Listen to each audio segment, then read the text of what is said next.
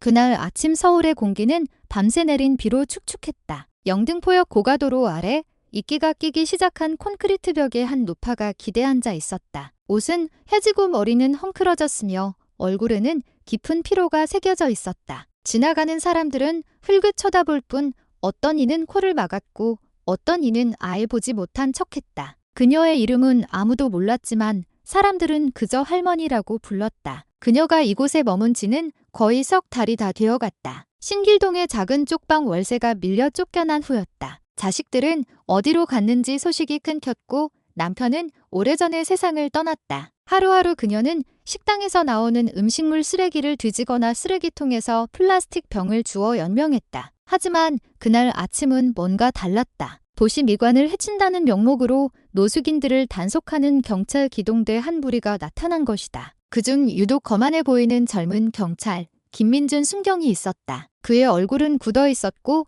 걸음걸이마다 분노가 서려 있는 듯했다. 어예, 할머니, 이리 와보시오. 민준이 경찰봉으로 노파를 가리키며 소리쳤다. 노파는 천천히 고개를 들었다. 목소리는 쉬어 있었다. 무슨 일이신가? 젊은이? 난 그냥 여기 앉아 있었을 뿐 아무에게도 피해주지 않았네. 경관을 해치잖아. 서울은 당신 같은 사람들이 있을 곳이 아니라고 민준이 퉁명스럽게 대꾸했다. 그는 다가가 노파의 몸을 덮고 있던 낡은 스카프 끝을 잡아당겼다. 이러지 말게, 젊은이. 이게 내 유일한 옷이야. 노파가 애원하듯 나지막이 말했다. 하지만 민준은 오히려 냉소적인 미소를 지었다. 그는 망설임 없이 스카프를 세게 잡아챘고 낡은 천은 찍 소리를 내며 찢어졌다. 주변을 지나던 몇몇 시민들이 휴대폰을 꺼내 이 광경을 찍기 시작했다. 한 노점상 아주머니는 아니 경찰 양반 너무 심한 거 아니오 라고 소리치기도 했다. 하지만 민준은 아랑곳하지 않았다. 그는 지금 자신의 권력을 보여주고 있다고 생각했다. 됐고 어서 꺼져. 여기 깨끗하게 치우라고. 그는 노파의 연약한 몸을 밀치며 소리쳤다. 노파는 비틀거리며 겨우 넘어지지 않았다. 그녀는 고개를 숙여 남은 천 조각으로 몸을 가리려 애썼다. 하지만 그 침착한 늙은 얼굴 뒤에는 다른 무언가가 있었다. 날카롭고 차가우며 모든 것을 꿰뚫어보는 듯한 눈빛. 알겠네, 경찰 양반. 그녀가 조용히 말했다. 하지만 조심하게. 더럽다고 다 천한 건 아니니. 그 말에 민준은 순간 멈칫했지만 이내 마음속에 의구심을 떨쳐냈다. 그는 그 말이 경고라는 것을 깨닫지 못했다. 주변의 사람들이 더 모여들기 시작했다. 분위기는 험악해졌다. 아이를 데리고 지나가던 한 젊은 엄마가 멈춰서서 민준을 날카롭게 쳐다봤다. 경찰 아저씨, 양심도 없어요? 할머니가 그냥 앉아만 계셨잖아요. 내 업무입니다. 공무집행 중이니 비키세요.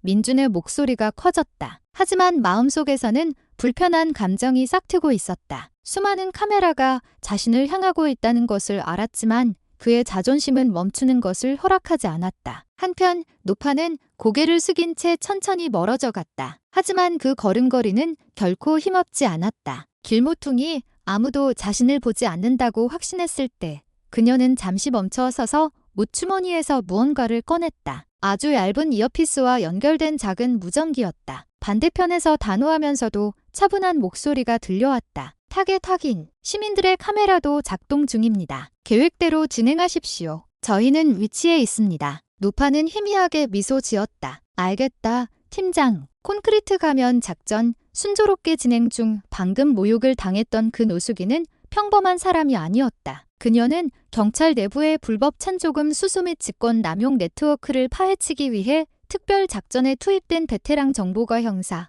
차수연 경감이었던 것이다. 민준의 오만함은 그 자신도 모르는 사이에 그녀가 감시하던 부패한 시스템에 살아있는 증거가 되어버렸다. 그 시각 근처 파출소에서는 민준의 동료 2명이 현장에서 무슨 일이 벌어지는지도 모른 채 농담을 주고받고 있었다. 민준이 노숙인들한테 너무 빡빡하게 굴어 한 명이 말했다. 알잖아. 서장님한테 잘 보이려고 그러는 거지? 하지만 몇 시간 후 그 잘 보이려는 태도는 부메랑이 되어 돌아올 것이었다. 시민들이 찍은 영상이 카카오톡 단체방을 시작으로 삽시간에 SNS로 퍼져나갔기 때문이다. 경찰 갑질, 노숙 할머니 옷 찢어. 시민들 분노라는 자극적인 제목과 함께 댓글이 폭주했다. 요즘 경찰들 왜 저러냐? 할머니 너무 불쌍하다.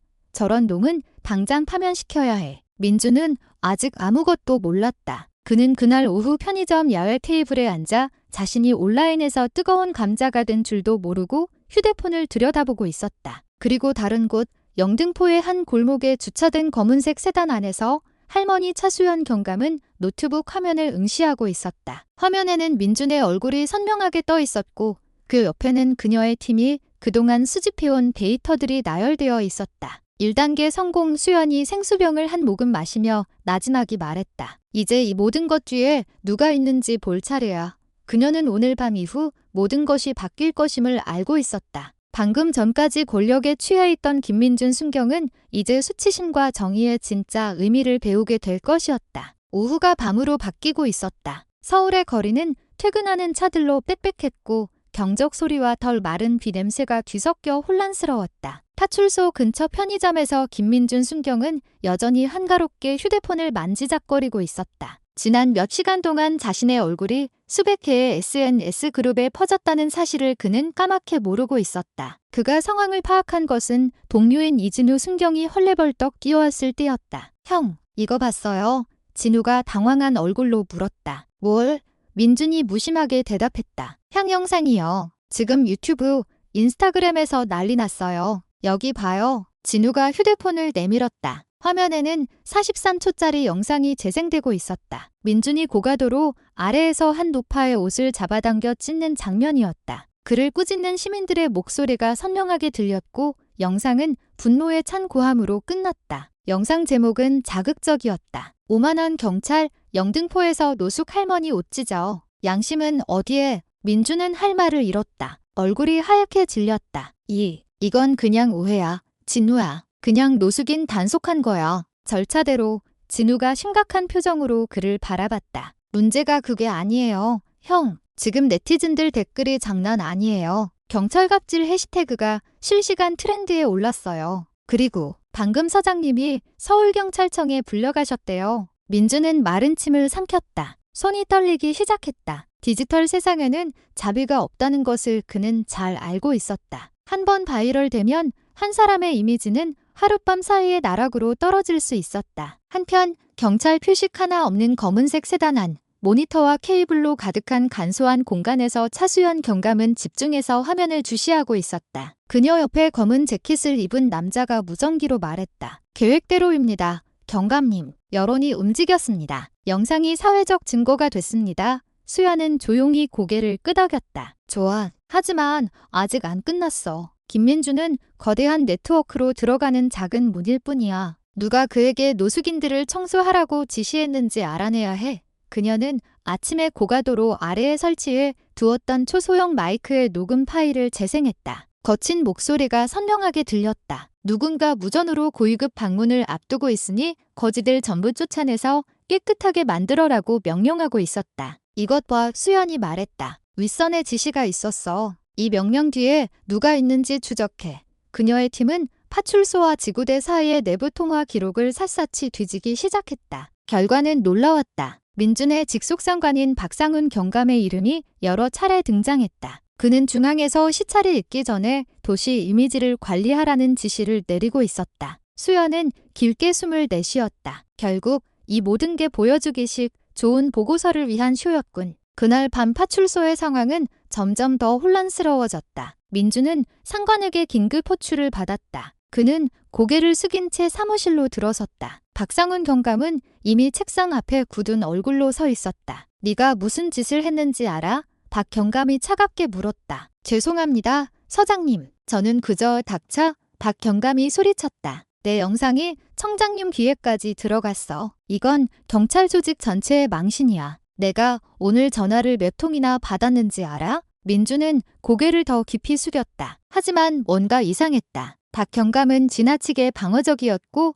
마치 자신의 위치까지 위태로워질까 두려워하는 것 같았다. 내일 사과 성명 발표해. 필요하면 스트레스 때문이었다고 말해. 내가 중징계까지 가지 않도록 손써볼게. 박 경감이 이어서 말했다. 목소리는 조금 누그러졌지만 민주는 여전히 불안했다. 하지만 서장님, 그 할머니 좀 이상했습니다. 제가 쫓아낸 뒤에 감쪽같이 사라졌어요. 보통 노숙인이 아닌 것 같았습니다. 박 경감은 그를 한참 쳐다보더니 어깨를 툭 쳤다. 쓸데없는 생각하지 마. 내 이름 깨끗하게 만드는 데나 집중해. 늙은 할망구 하나가 경찰을 어떻게 귀찮게 하겠어.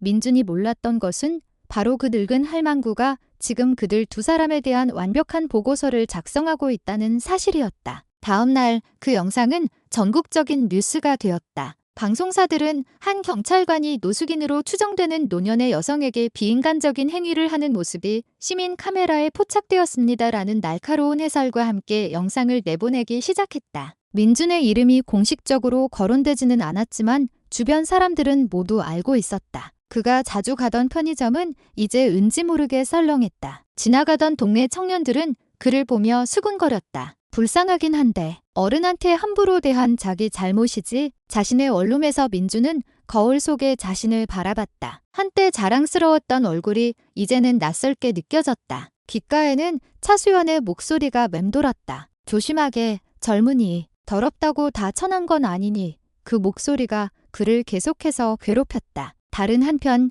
차수연 경감은 새로운 위장을 시작했다. 이번에는 박 경감이 근무하는 지구대 근처를 맴도는 안마사 행세를 했다. 그녀는 자신의 정보망을 통해 공식 보고서에는 기록되지 않은 거리 정화 자금이 있다는 소문을 들었다. 모든 정황은 박 경감을 가리키고 있었다. 어느 날 밤 수연은 작전 지휘관으로부터 암호화된 메시지를 받았다. 내일 오후 본청에서 불시 감찰, 증거 준비, 주타겟 쓴 박상훈 경감. 그녀는 차분한 표정으로 메시지를 닫았다. 좋아, 가면을 벗길 시간이군. 하지만 그 전에 그녀는 한 가지 일을 하기로 결심했다. 민준을 직접 만나는 것. 제복도 신분도 없이 오직 그녀가 연기했던 그 노숙 할머니의 모습으로. 그날 저녁 파출소 근처 공원에서 민준은 침울한 얼굴로 혼자 앉아 있었다. 그때 한 노파가 그에게 다가왔다. 그녀는 그때와 같은 낡은 옷을 입고 있었지만 얼굴은 더 깨끗했다. 나를 기억하나?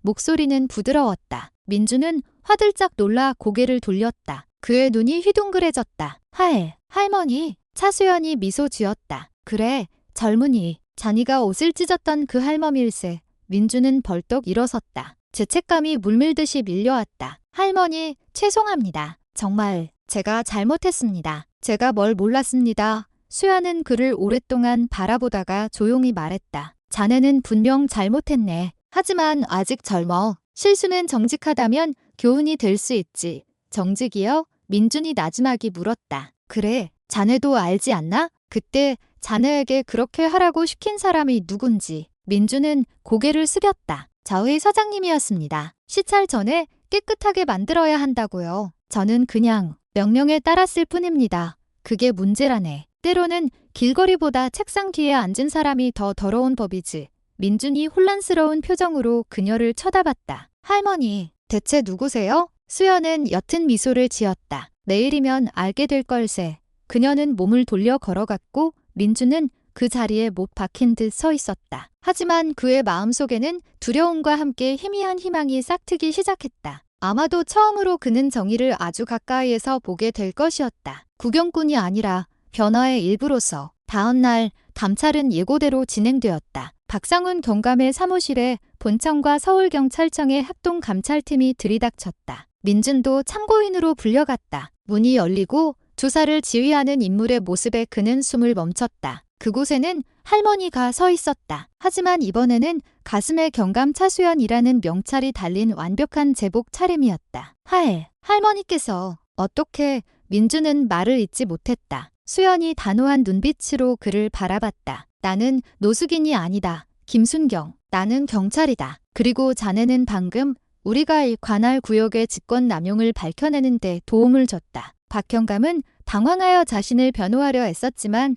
도청 기록과 자금 이체 내역 등 명백한 증거들 앞에 입을 다물었다. 몇 분 만에 파출소는 거대한 비리 폭로의 현장으로 변했다. 민준은 수치심과 안도감이 뒤섞인 채 뻣뻣하게 서 있을 수밖에 없었다. 자신의 잘못은 컸지만 적어도 진실은 더 크다는 것을 깨달았다. 그리고 방 한 구석에서 차수연은 그를 바라보며 나지막이 말했다. 기억해, 젊은이. 존경은 직급이 아니라 인간성에 대한 것이다. 그날 지구대 사무실의 공기는 평소보다 몇 배는 더 무겁게 느껴졌다. 박상훈 경감의 사무실 문은 굳게 닫혔지만 안에서 들려오는 소리는 선명했다. 본청 감찰관의 단호한 목소리, 후회로 가득 찬 민준의 낮은 목소리, 그리고 그동안 자신들이 묵인해왔던 것이 무엇인지 깨달은 다른 대원들의 침묵. 차수연 경감은 방 한쪽에 무표정하게 서 있었다. 그녀는 승리를 즐기는 타입은 아니었지만 그날만큼은 진실이 마침내 수면 위로 드러나는 것을 보며 남다른 만족감을 느꼈다. 박상훈 경감, 공식 보고서에 기록되지 않은 도시 정화 사업비 1억 5천만 원이 이체된 증거를 확보했습니다. 그리고 이 모든 것은 당신의 지시하에 이루어졌고요.